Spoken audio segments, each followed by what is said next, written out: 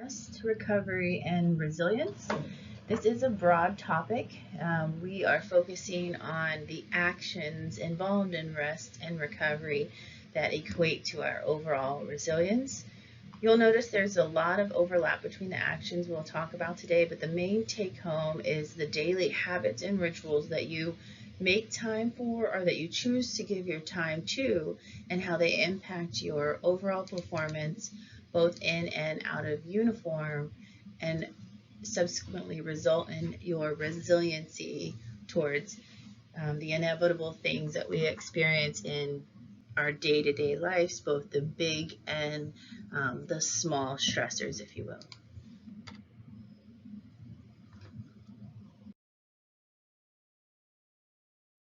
So here we have our learning objectives for today. The main skill focus that I want you to develop through this information is a growth mindset and self-awareness. Self-awareness of how are you choosing to live your life? How are you reacting to your life? And then are you operating or looking at things from a growth or a fixed mindset? And what can we possibly improve on?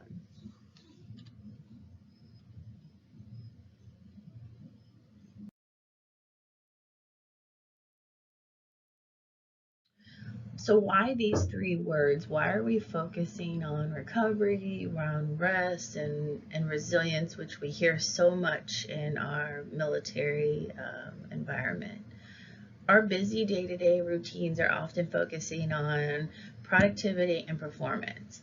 And we often do not realize that the impact of our active recovery and active rest, how that affects how we perform and the growth we make as we grow each day, and we hope to become better versions of ourselves each day. And this is true as we move up in rank, move up in leadership roles, become parents, become spouses, work towards special schools, special badges. People are often looking up to you in some way, whether it be a new battle buddy that came in or new soldiers that you're now responsible for, and they see how you are behaving and how you are acting in your daily life. I want you to think about some of the people you look up to. What do they do with their time? How do they invest in themselves, both for their physical and their personal growth? Think about athletes. For us sports fans in the audience, rest and recovery is a built-in piece of their training plan. They do not just perform and strength train and run. They have built-in rest and recovery days, active recovery activities, as you see on the screen here, built-in rest days, making sure that we have specific time safeguarded and set for the act of resting and sleep. And this is true during their training calendars, between seasons, between games, and especially during rehabbing from injuries of both physical and non-physical injuries alike. So let's go over these definitions. Recovery is the act or process or an instance of recovering, upturn, combating a disorder or condition. So working to improve or reduce the experience of exhaustion, fatigue, burnout, injury, mentally bankrupt state. So you'll see here the screen, these are active recovery processes that people can engage in that help with flexibility, mobility, help with relaxation. They help you recover in both a physical and a mental state. That's how I always said there's a lot of overlap here. So hearing that and seeing this, are you making time in your day-to-day routine for recovery? Is it even a piece of your weekly training program? Rest. Ceasing from work or movement in order to relax and refresh, keyword, oneself or recover strength. What are you doing each day or each week that provides you time for rest? This isn't sleep, if you will, this is rest. Things that fill your cup, things that rejuvenate you, or are you chronically walking around exhausted, feeling like you're on the brink of a breakdown? Do you have hobbies that you participate in that lift you and fill you? be it spiritually, mentally, emotionally, intellectually, whatever the case may be. So think about these things as we go on throughout this PowerPoint. And then these habits and rituals and roles and routines that we do or don't do, they will either add to your resiliency or they will take away from it. Resiliency is the ability to grow and thrive in the face of challenges and overcome adversity. Stress, whether it be good or bad, in small or large forms, is just a part of life. They are going to come. Nobody is essentially stress-free. And stress isn't necessarily a bad thing. It can be a very motivating factor. In fact, if you are not feeling some sense of stress in terms of something pushing you to challenge yourself a little, you're not exactly going to be living to your full potential or stepping up to maybe the roles and opportunities in front of you. A lot of the things that encompass resilience include mindset, the ability to asking for help when we need it, setting goals, being flexible, and the willingness to try again. Oftentimes, there's a toxic relationship that we put towards the words resilience, that resilience can be, in a nutshell, sleep when you're dead.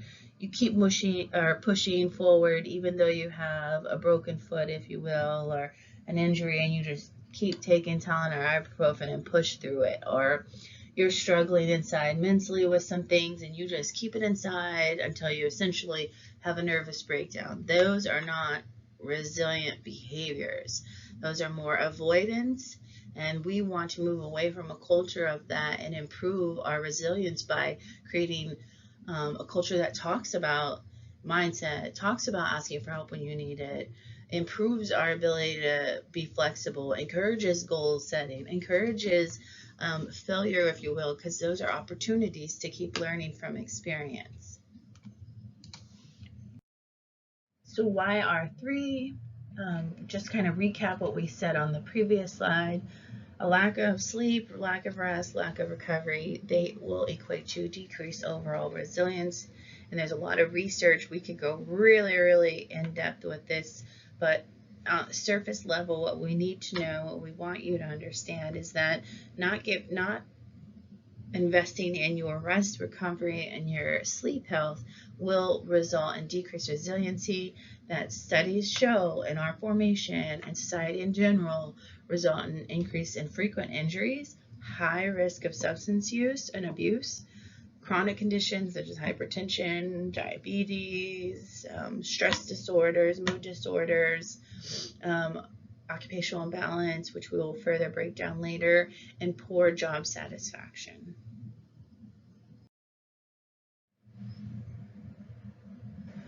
These are our main topics we're going to talk about today. These are some areas that have been identified that build up our rest and recovery and overall lead to improved resiliency.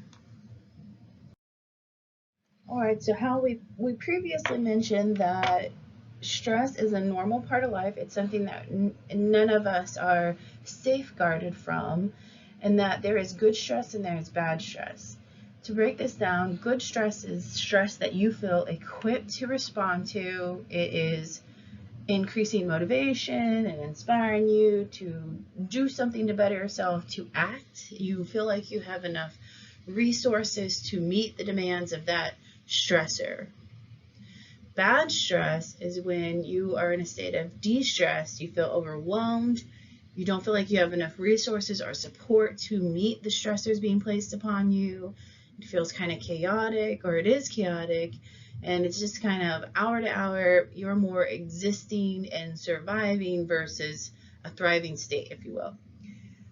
So today we're trying to give you tools to create balance so that you are always prepared for the inevitable stressors that we face every day, and especially prepared for when unfortunate large stressors develop in our lives, such as major injuries, life events, trauma, etc. Some tools that also support our stress management, and these are just things that you do each day, right? You Everybody has a phone, if not already looking at it right now. This is either a benefit or a degrader of your stress, and we'll break that down in a minute. The small but big impactful choices we make each day: nutrition, mindful living, quality sleep, healthy and supportive relationships, physical activity, getting mental health care when we need it, or addressing our mental health care needs. These are all strategies and things that you can tend to each day that will have a big impact of your overall stress response when essentially big stressors come that we need to respond to, or just even those small things in life.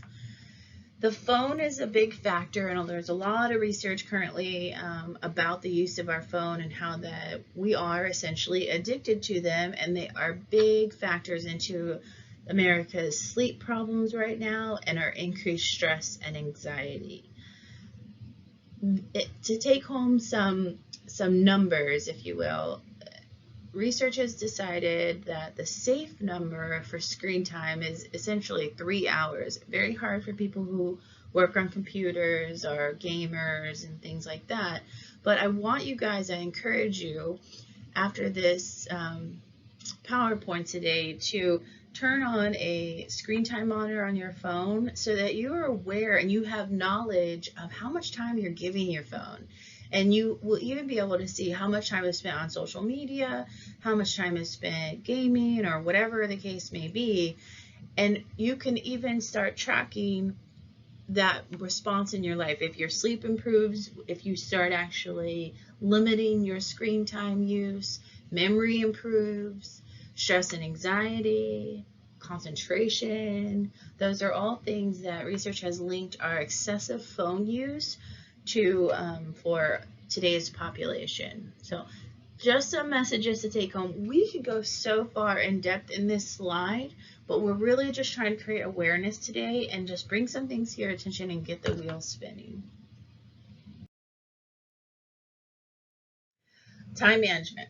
Time management is a system for superhero productivity, okay?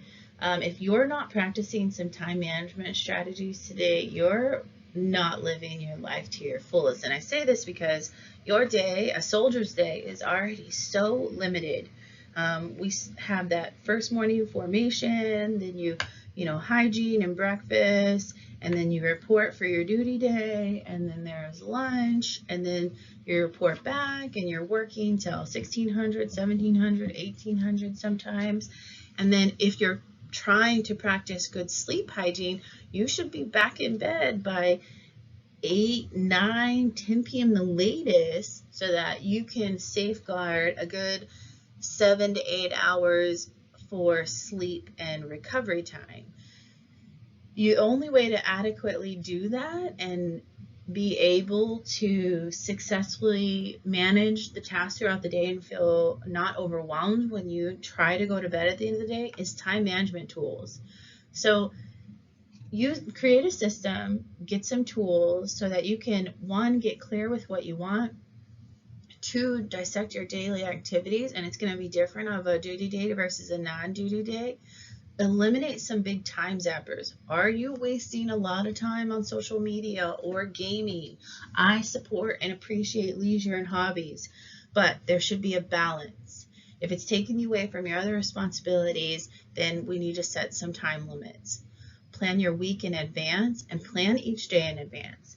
Create some rituals where every day you kind of review the next day's schedule. Have a planner, either a digital or a tangible one, like pen and paper, old school style. You can do a planner on your phone, on your tablet, whatever the case may be.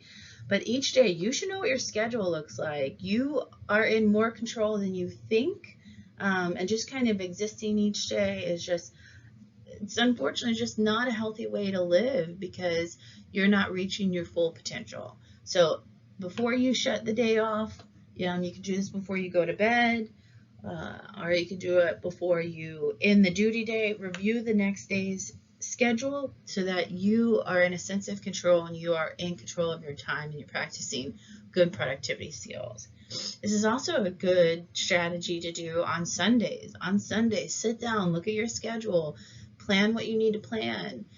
Schedule your errands for when it's appropriate in your week. Schedule the doctor's appointments or the to-do list. Make sure that when you're asked what your day looks like or what your week looks like, and instead of saying I don't know, that you do have a sense of control and a personal accountability and involvement in your time management. Sleep hygiene. Practicing healthy sleep hygiene is important, and it should be something that you're consciously and actively engaged in. If I ask you what sleep hygiene strategies that you practice, what would you say? If nothing comes to mind, then please today start to think about those strategies and things that you can implement. The two most basic that you can start with is, one, part of your time management, make a sleep schedule. In your calendar, in your day-to-day, in your 24 hours of the day, you should have a safeguarded 7 to 9 hours that are for sleep and rest and recovery. You could start a down regulation routine where 30 to 60 minutes before bedtime, you put the phone away, you don't engage in stimulants or stimulating activity or stressful activities. You do things like maybe take a bath or hygiene, get ready for the next day, review your planner, journal, read, things that put you in a resting and relaxing state. And then phone off, lights off, going to bed. Avoid spending time scrolling on your phone in bed. There's a couple of reasons behind this. One, muscle memory. If you do other activities in your bed other than resting, then your body's not going to get into a restful state. So muscle memory, you lay down, if you're used to scrolling on your phone or watching TV in bed or doing schoolwork or something, your body's not going to be alerted that, oh, I'm in bed, this is time for rest. Two, the screen. Your phone acts as an artificial light. Even with the blue light settings, they do help, but they're not adequate to are equivalent to just no screen in general. But the phone, the TV, computers, they act as an artificial light, an artificial sunlight, if you will, and they take away from the body's natural production of producing melatonin, which is your sleep hormone and helps you go into a restful state. Your body naturally has a circadian rhythm that it follows, that it works to put you into a restful state. But when we add in the artificial stimulants and tools like the phone for sunlight, it takes away from that natural process of being in a sleepy state. So 2 basic things you can start today. Have a sleep schedule and implement a down regulation routine 30 to 60 minutes before bed that does not involve your phone. Take note of the sleep disruptors. Stimulants are our biggest ones. The phone, I keep going back to the phone because it's very, very significant in our population today. 50% of our active duty population sleep less than 5 hours a night. For some numbers, just know that by definition, sleep deprivation is less than 6 hours a night. So that's quite alarming. And remember, not having rest puts you at risk for cognitive decline, so issues with attention and memory, physical injury risk, issues with healing also and recovering from just training programs or injuries, emotional dysregulation, irritability, mood disorders. And this is because when you're sleeping, and this is why the number of 7 to 9 hours is so important, certain sleep cycles take place and a certain number need to be hit in order for the body's systems to reset and restore. The body is a very intelligent system, and many processes take place when you sleep, and that's naturally the way it's supposed to be. But when we limit ourselves, we are voided and robbed of these restorative processes. The brain filters out toxins, the digestive system restores and resets, your immune system fights disease and inflammation. Many things happen. Growth hormone is produced that helps you build muscles, your gains that take place. Tissue repair happens from injuries or just breakdown from everyday training. So if you find yourself not making the strength gains or performance gains that you're wanting to, or having troubles with memories and stuff, look at your sleep health, because that might be a big missing component to your training program. You can be doing all the right things in the gym, all the right things in the kitchen, but if your sleep is not on par, you're going to be missing out on the adequate gains of your efforts. Occupational imbalance. So an occupational balance is a relative state recognizable by happy or pleasant integration of life, activities, and demands. An occupation is anything that a person needs or wants to do to live a certain quality of life. So these are chosen and obligatory occupations. So work, obviously one of them, but there's also the occupation of being a spouse, a parent, a gamer, an athlete, a student, all these things. There's a wheel here, and I'm going to give you guys a handout today, or I'll make it available to you, where I want you to do some personal assessment of your occupational balance. These are areas that have been identified that if we make sure that we're actively participating in these areas, we can create an occupational balance. What do you do for your emotional health on a regular basis? Spiritual health, physical health, recreation, mental, relationship, financial, even your work. Are you actively doing things and investing time in those areas to grow and be satisfied in those areas? So we call this OILS and OT. It's occupational, interpersonal, leisure skills. I'll make this form available to you. Identify what you currently are doing for these areas, and if some of them are blank, that's okay. That's part of creating self-awareness. I want you to make a list of things you can start doing to invest and give time to these areas. Goal setting. You want to be able to respond to someone when they say, what are your goals? What are you working towards?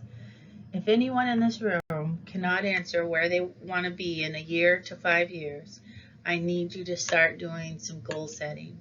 You should have short-term goals. Those are things that we're working towards within the next weeks or months, and you should have long-term goals.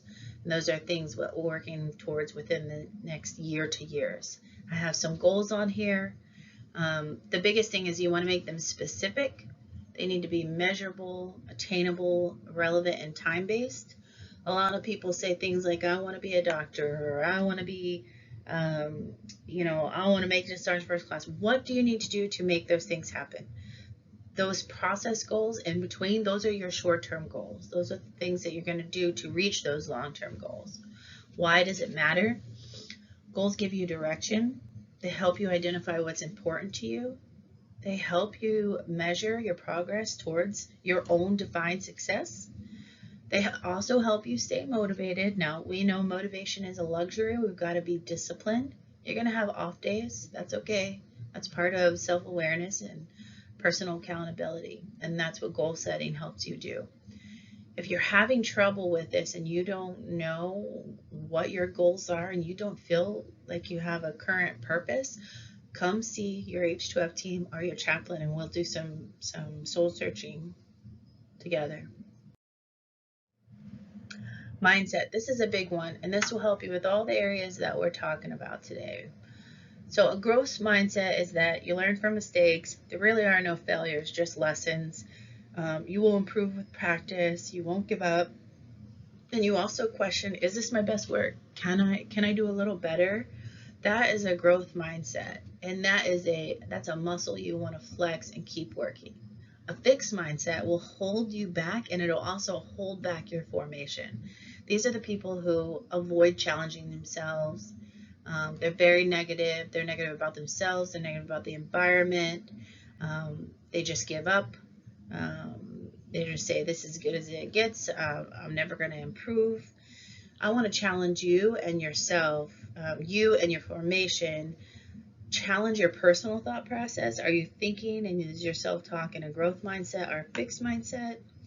And if you hear people in your formation or even your family speaking in a fixed mindset, challenge them to rephrase those statements to be more in a growth mindset. And it takes practice.